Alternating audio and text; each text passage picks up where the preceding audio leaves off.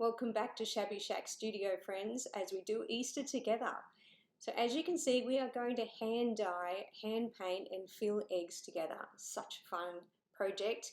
And this is fabulous for kids, this is fabulous for adults.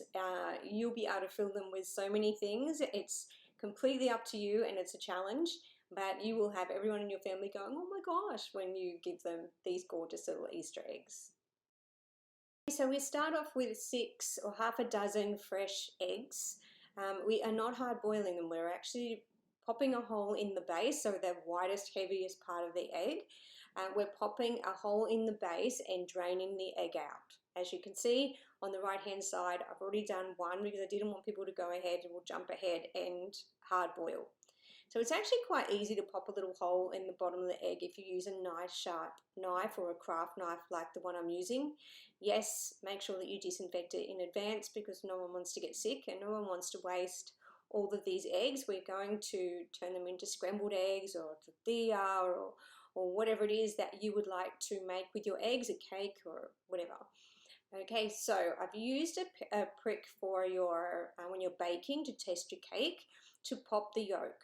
You will not be able to get the yolk out as it is whole to make a fried egg, I'm afraid, unless you make a much larger hole, and we want to keep that hole nice and small because we're going to hide it at the end. Okay, it's actually quite simple, a little bit of patience. You could do this at really any time of the day if you wanted to prep it early, or you could just do it in the morning while you're having a chat, while you're making breakfast. It's quite simple really to give them the eggs a bit of a shake. You can use your baking prick there just to move the yolk around inside and help it drain out. Normally if you just hold it upside down and give it a bit of a shake like you can see me doing, and I've made sure that I'm showing really the process so you don't think this is easier than it is. But it is really quite simple to get the yolk out, and you can really feel when it's empty, and then just pop that back up there to keep draining, as you can see. And we're going to move on to hand dyeing. Non-toxic food grade dyes are actually quite easy to find in the shops. These ones I actually picked up from a Greek market because they dye eggs and it's quite a custom. So they were really, they're actually quite strong. So do be careful that what you're using doesn't get dyed too, including your fingers. Don't use timber implements that you're planning to submerge your eggs. You can see I'm using metal and a porcelain bowl. Pop all your eggs in. You can see that the dye picks up immediately. You will notice that different eggs, different white, brown, speckled, they'll all dye a little bit differently, but that's really kind of part of the joy of this, that each egg is so individual at the end.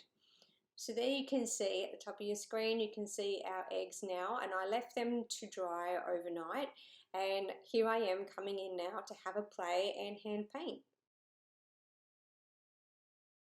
Now, hand painting can look like anything you want it to. You could use stickers if you wanted to. You could use masking tape to help you if you're working with the kids. You could use bright colors. You can really use anything you want.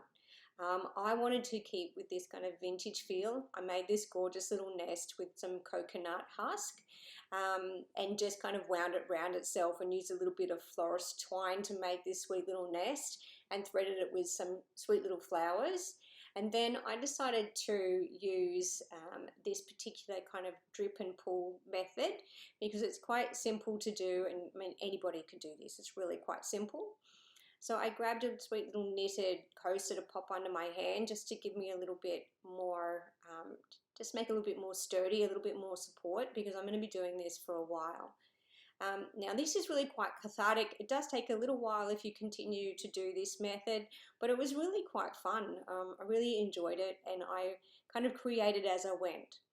Okay, so I decided to make this little sunburst, and I picked up a really inexpensive brush I just had on hand, and then flipped it around to use the timber handle. Okay, so it's really quite simple. I chose something that wasn't too big. Again, if you decide you want to do a larger pattern, by all means, choose whatever you like. You could use like a stippling brush, you could use something that's round and add polka dots, really anything at all. So in order to do this little sunburst, I've literally just mixed up some water-based acrylic paints. added a fair bit of water in there just so that they're not too thick, because otherwise it's just not going to have enough movement on the paint. And you could practice this on a piece of card or a piece of paper just till you kind of get a pattern that you're happy with. So you can see as I pick up each egg that each one is dyed a little bit different, and you can see the brown and the yellow at the top, but we're going to get to that in just a moment. Okay, so I kind of planned in my head that I'm going to have 4 of these kind of sunburst or flowers or whatever you want to call them around the belly of the egg. So if you can kind of picture the egg divided into 4. So I was going to have 1 on each side, almost touching, and then I was trying to work out whether I'll do a vine or a little bit of a kind of a sunrise between them. But I really did just kind of play as I went and had a little bit of fun. Look, if one of your petals do go astray, and you will see me kind of adjust a couple, I just had like a baby wipe or a damp tissue or a paper towel on hand, and I just wiped it off and redid it. It was really that simple. Did take a little bit of care not to rub too hard against the egg, because otherwise you will start to remove your dyes. They are non-toxic, water-based. They do stay put relatively well, but if you were too heavy-handed, 1, you would break your egg, and 2, you'd probably rub the dye off in places. Okay, so I just wanted to show you how they all look a little bit different depending on the egg. So this one, you can see it kind of dyed in stripes, which is really sweet. And then each of the kind of sunbursts look different on each of the eggs. They are all supposed to be from the same batch, from the same carton, but you know, you get a variation, and that's part of what I love. I also notice as the sunbursts dry, so I pretty much did 1 and then propped them up, and then later I got some like skewers or sticks or anything that you have on handy that's slim, and I popped them into a mason jar, and I just popped the hollow of the egg over the top. So as I started to repeat the sunbursts, I didn't want them to lean against anything and damage the artwork I've done. So they pretty much dried as I turned them around and as I divided my time through that half dozen eggs. But just in case, I gave them a little bit longer to dry. So it's up to you if you want to leave a little longer between, or if you're doing it with the children and they're going to feel like they're rushing it. So you can see there, I just wasn't happy with that one, and I'm just using my fingernail to remove a little bit of the paint that I wasn't happy with. See, it's up to you. I mean, really, it was kind of hit and miss. It was I feeling my way as I went. It was nothing too perfect. It was really perfectly imperfect, my favorite saying ever. But embracing those differences and the variation really, I think, made them so much more interesting. And as you can see, as the paint dried on the sunburst, depending on the egg and how much tint or dye it had absorbed, some of the little sunbursts kind of started to look a little bit blue. So you can see on this one in particular, the kind of bluey green shone through. So it was also quite interesting that the dye I used was green, not blue. There is an option that you can buy it in blue. This was green, but it really kind of came out this really pretty teal, sage in some cases, aqua in others. It really was quite pretty. So nothing was dyed twice, it was just dyed once. But the inside of the egg as well, so I should mention that as well in case you didn't get that when I was dyeing them. I was using that teaspoon to submerge the egg. So I wanted to hold the egg down to let the air bubbles out of the egg and fill with the dye and leave it sit for a few minutes so that it would actually dye the inside of the egg. So you're going to see that later, even on the ones that look like this one. This one looks like I didn't dye it, but it is dyed. It is just slightly kind of blue-green. It was just the way the shell absorbed the color on this one. And this was one I kind of played with a little bit more. So you can see this one had a little bit of a vine at the top.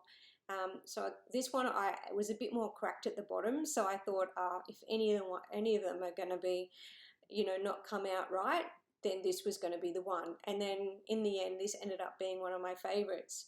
probably because I was worried less when I was creating it, and therefore that freedom I allowed myself allowed me to be more creative, which I just think is wonderful.